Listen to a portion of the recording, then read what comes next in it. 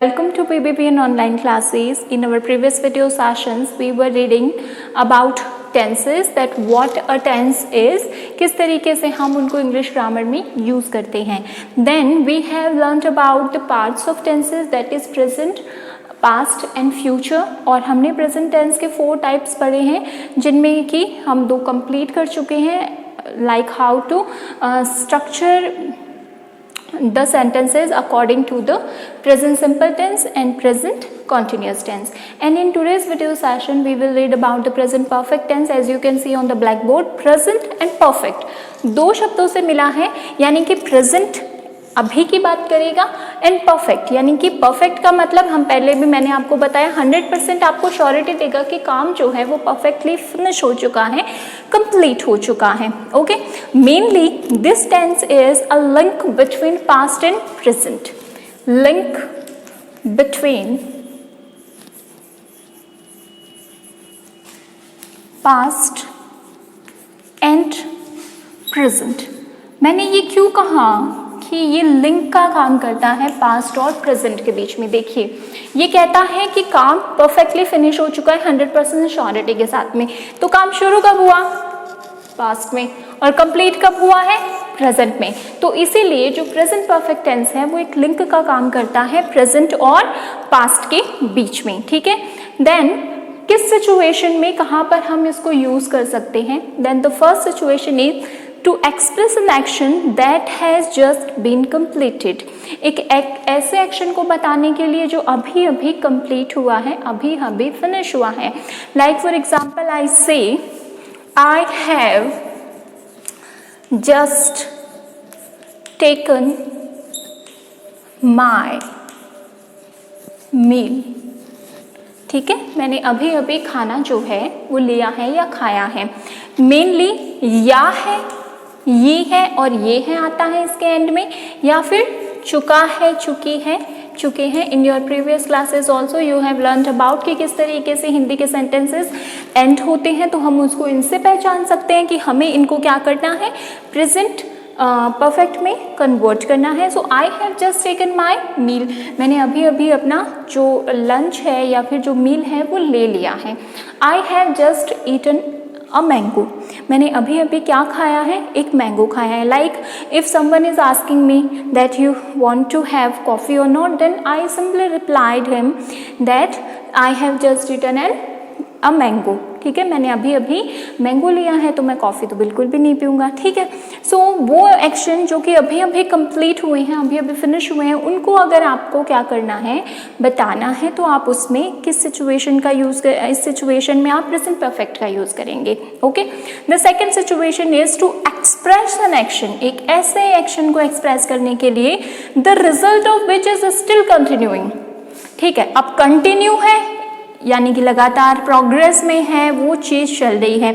अब जो काम चल रहा है उसके लिए तो हम प्रेजेंट कंटिन्यूस का यूज़ करेंगे, बट इसने यहाँ पर बोला है कि रिजल्ट कंटिन्यू है. ठीक है, काम तो परफेक्ट हो चुका है. जैसे कि she has worked in the bank for 5 years. वो इस बैंक में 5 साल तक काम कर चुकी है, या उसने 5 साल तक बैंक में काम किया है. ठीक है, but worked, has worked, it simply means 5 साल उसको कंप्लीट हो चुके हैं, यानी कि जो काम है वो यहाँ पर फिनिश हो चुका है. और ये जो बताता है इट मीन्स फॉर 5 years अभी भी वो बैंक में काम कर रही है, आगे भी काम करेगी, आगे उसको और टाइम लगेगा. बट अभी नाउ प्रेजेंट की सिचुएशन क्या है कि वो यहाँ पर 5 साल से काम जो है उसको 5 साल कंप्लीट हो चुके हैं. For example, I have lived in this house since 1998. Okay, मैं इस घर में कब से रह रही हूँ? 1998 से. ठीक है, लेकिन अब अगर 2021 है तो मुझे जो है इस घर में रहते हुए इतना टाइम हो चुका है. 1998 से मैंने शुरू किया, 2021 तक मैं इसी घर में हूँ. ये मेरा पीरियड जो है वो कंप्लीट हो चुका है. प्लस में ये कह रहा है कि अभी भी कंटिन्यूटी है, अभी भी मैंने उस घर को छोड़ा नहीं है. Still I am living in that house. तो ऐसा एक्शन जिसका रिजल्ट कंटिन्यू हो लेकिन वो एक्शन क्या है, वो एक्शन कंप्लीट हो चुका है, वहाँ पर हम क्या करेंगे, वहाँ पर हम प्रेजेंट परफेक्ट का यूज़ करेंगे। ठीक है, फिर बात करते हैं कुछ और सिचुएशन की कि टाइम पीरियड जो हम रेफर कर रहे हैं, ठीक है, वो क्या होगा, अनस्पेसिफाइड होगा। कैसे? So the next situation is when the time period referred to has not finished, यानी कि जिस टाइम पीरियड की आप बात कर रहे हैं वो टाइम पीरियड फिनिश नहीं हुआ है, बस आप जिस एक्शन की बात कर रहे हैं वो फिनिश हो चुका है। मेनली देखिए हम बात करते हैं टेंसेज में टाइम की और एक्शन की। टाइम के अकॉर्डिंग हमने डिवाइड कर दिया है और एक्शन के अकॉर्डिंग भी हमने डिवाइड कर दिया है। एक्शन के अकॉर्डिंग में हम पढ़ते हैं प्रेजेंट परफेक्ट। ये मेनली किसकी बात करेगा, एक्शन की, यानी कि एक्शन उसका 100% कंप्लीट हो चुका है। तो ये कह रहा है कि जब टाइम पीरियड रेफर जिसको किया गया है वो कंप्लीट या फिनिश नहीं हुआ है। For example, I have worked hard this month, इस पूरे महीने में मैंने बहुत हार्ड वर्क किया है, अभी भी मंथ बाकी है। ठीक है, तो इस सिचुएशन में आपका जो हार्ड वर्क है वो क्या है, कंप्लीट है, आपने बहुत हार्ड वर्क किया है, लेकिन जो मंथ पीरियड है यानी कि जो स्पेसिफिक टाइम है वो फिनिश नहीं हुआ है। तो उस सिचुएशन में भी आप प्रेजेंट परफेक्ट का यूज करेंगे।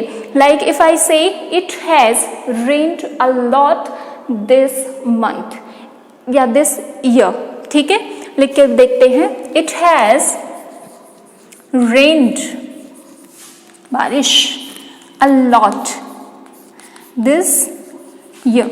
अब बारिश क्या है, एक स्पेसिफिक टाइम में होती है। ठीक है, तो रेन क्या है, बहुत ज्यादा हुई है, अ लॉट, बहुत ज्यादा हुई है दिस ईयर, इस साल। अभी भी ये साल चल रहा है। ठीक है, हमारा जो मॉनसून का सीजन है वो गया, अच्छी खासी बारिश हुई, उसमें हमें कहना है कि बारिश बहुत ज़्यादा हुई है, तो हम ये कहेंगे, लेकिन हमारा टाइम पीरियड क्या है, वो फिनिश नहीं हुआ है। एक्शन जो है वो फिनिश हो चुका है, बहुत ज़्यादा बारिश हो चुकी है, लेकिन जो ईयर है वो अभी भी चल रहा है। तो ऐसी सिचुएशन में हम किसका यूज़ करेंगे, प्रेजेंट परफेक्ट का। The next one is actions repeated in an unspecified period between the past and now। Action complete है लेकिन अनस्पेसिफाइड पीरियड है, समय का पता नहीं है कि पास्ट और अभी के बीच में हम झूल रहे हैं। जैसे कि it has happened several times already, जिस घटना की तुम बात कर रहे हो वो कई बार हो चुकी है पहले भी। ऑलरेडी यानी पहले भी, यानी पास्ट को बताता है। हैपेंड इट मीन्स अभी भी ये घटना हुई है, जस्ट कंप्लीटेड। ठीक है, तो उन सिचुएशन में भी हम प्रेजेंट परफेक्ट का यूज़ करेंगे। She has visited them more often, वो अक्सर उनसे मिलने आया करती है। ठीक है, सो विजिटेड इट मीन्स पहले भी कई बार आ चुकी है। ठीक है, और अभी भी मोर ऑफन आ गया यानी कि नाउ को बता रहा है, तो आगे भी आएगी। तो चीज़ क्या है, कंप्लीट नहीं हुई है लेकिन उसका विजिट जो है वो फिनिश हो गया है। तो इन सारी सिचुएशन में मेनली हम प्रेजेंट परफेक्ट का यूज़ करते हैं। अब बात करते हैं इनके बीच की कि किस तरीके से हम इसका स्ट्रक्चर जो है वो फॉर्म करते हैं। देखिए, स्ट्रक्चर फॉर्मिंग में मैंने आपको दो चीज़ें बताई हैं कि हम मेनली स्ट्रक्चर फॉर्म करते टाइम पर subject verb and then object, इस फॉर्मूला को फॉलो करते हैं। तो first type of sentences assertive या अफर्मेटिव सेंटेंस, तो इसका जो स्ट्रक्चर है वो बनेगा सब्जेक्ट देन हैज़ और have, helping verb, then verb की third form and object. Okay, subject लिखिए ही। ठीक है, he has visited me last year, वो मुझसे पिछली बार मिलने आया था। तो ही मेरा subject, has helping verb, visited verb की थर्ड फॉर्म, और ये मेरा ऑब्जेक्ट। कैटेगराइज कर लिया है मैंने। अब बात करते हैं हैज़ और हैव का यूज़ कहाँ पर किया जाएगा। ठीक है, हैज़ का यूज़ आप करेंगे ही, शी, इट, किसी के नाम या फिर जब आपका नाउन क्या होगा, सिंगुलर होगा। और हैव का यूज़ हम करेंगे आई, वी, यू, दे या फिर प्लूरल नाउन के साथ में, ठीक है। ही, शी, इट और किसी के नाम के साथ में और सिंगुलर नाउन रहेगा तो हम यूज़ करेंगे हैज़ का, और अगर प्लूरल नाउन रहेगा तो हम यूज़ करेंगे हैव का। एक बार इनको लर्न कर लिया तो शायद मेरे हिसाब से आगे आपको गलती नहीं होगी, ठीक है। फिर बात करते हैं नेगेटिव की। नेगेटिव मतलब नाम में ही है, नॉट लगा दो, तो सब्जेक्ट प्लस हैज़ या फिर have, then not, then verb की थर्ड फॉर्म और वही ऑब्जेक्ट। ये हमारा बन गया है स्ट्रक्चर नेगेटिव का, ठीक है। She has not visited me last year, वो पिछले साल मुझसे मिलने नहीं आई, ठीक है। फिर बात करते हैं इंटेरोगेटिव की। इंटेरोगेटिव मैंने आपको बताए हैं दो तरीके से फॉर्म किए जाते हैं, एक तो हेल्पिंग वर्ब के थ्रू फॉर्म किए जाते हैं और एक WH वर्ड से यूज़ किए जाते हैं। तो पहले देखते हैं कि हेल्पिंग वर्ब से कैसे फॉर्म करना है, then after that WH word से हम फॉर्म करेंगे। सो इंटेरोगेटिव में हम पहले लगाएंगे हैज़ या फिर हैव, उसके बाद में आप रखिए सब्जेक्ट, उसके बाद में वर्ब की third form and then your object.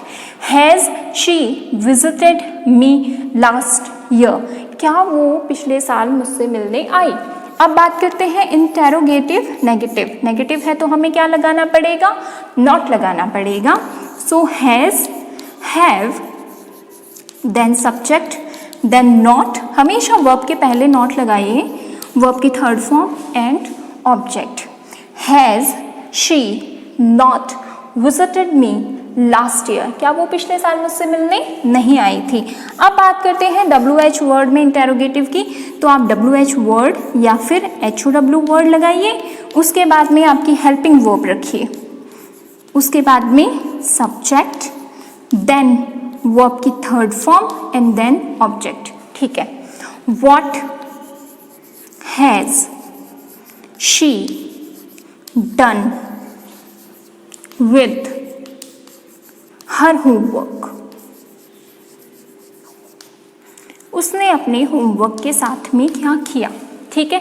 देखिए what, then has, then subject आ गया, उसके बाद में वर्ब की थर्ड फॉर्म और ये मेरा सारा का सारा object. I have categorise them और मैंने उनको उसी वे में लिखा है, so it is going to be more easy for मी।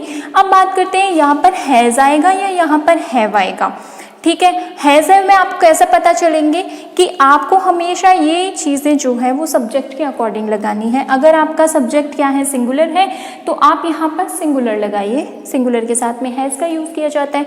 अगर यहाँ पर प्लूरल है तो आप प्लूरल लगा दीजिए। अगर यहाँ पर मैं दे लिखती हूँ तो यहाँ पर मुझे हैव लिखना पड़ेगा। What have they done with their homework, उन्होंने अपने होमवर्क के साथ में क्या किया भाई, रखा, पन्ने फाड़ दिए, किया, नहीं किया। सो रिजल्ट जानना है क्या किया, ठीक है। सो इस तरीके से अगर हम इसी चीज़ को क्या करें, नेगेटिव फॉर्म करें, तो सब्जेक्ट के पहले हमें क्या करना पड़ेगा, नॉट लगाना पड़ेगा। What has she not done with her homework, ठीक है। सो इस तरीके से हम क्या कर सकते हैं, प्रेजेंट परफेक्ट में स्ट्रक्चर जो है वो फॉर्म करते हैं। किस किस में, अफर्मेटिव, नेगेटिव, इंटेरोगेटिव, नेगेटिव और जो WH वर्ड से हमारे क्वेश्चन मार्क वाले शब्द बनते हैं वो।